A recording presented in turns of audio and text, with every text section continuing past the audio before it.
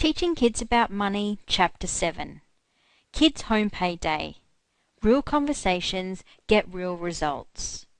When starting up the system for learning the value of money, it's important to find a time each week or fortnight to regularly sit down with your kids to discuss money and how your children are making and spending it.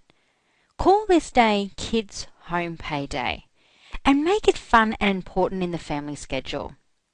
The quality of the conversation with your kids on Kids Home Pay Day will determine their results in the future. Have very real conversations about the work they've done and the payments they are expecting to receive.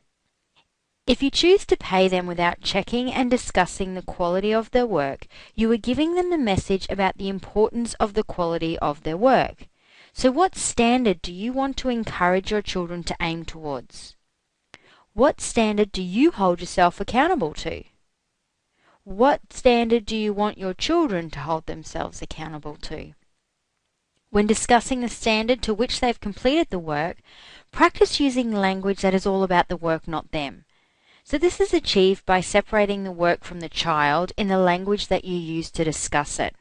So no matter what the job they did is like, your love for them should be clearly evident to them and completely separate to the payment that you make for the home tasks they do.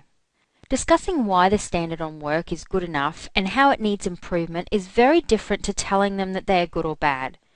So if you say you did a bad job on the dishes, they may have heard you are bad. And the only way that you can really know if they are hearing what you meant to say to them is to ask them to tell you back what they just heard you say. Take the time to really listen to hear what they are feeling about the feedback. Being very specific about the feedback that you're giving and offering a good reason why they should change how they did a task can also avoid confusion. So for example, some of the dishes were not in the correct place in the cupboard. Please take care to put the dishes in the right place in the cupboard so that everyone can find them easily. So give your children considered feedback that always comes from your heart. Now, being honest and open about why or why not their work is to an acceptable standard will help them become good at discerning quality in other areas of their life, and it also helps them improve at receiving feedback. Showing you why they deserve full payment for what they do can help them step up and own the results of their work. And a great way of helping them do this is to ask them to show you what they've done. Ask them how they feel about the job they did and rate it on a scale that describes the quality of their work. It could be fun to use ratings like superstar, professional, amateur, or better still, ask your children to come up with their own ratings.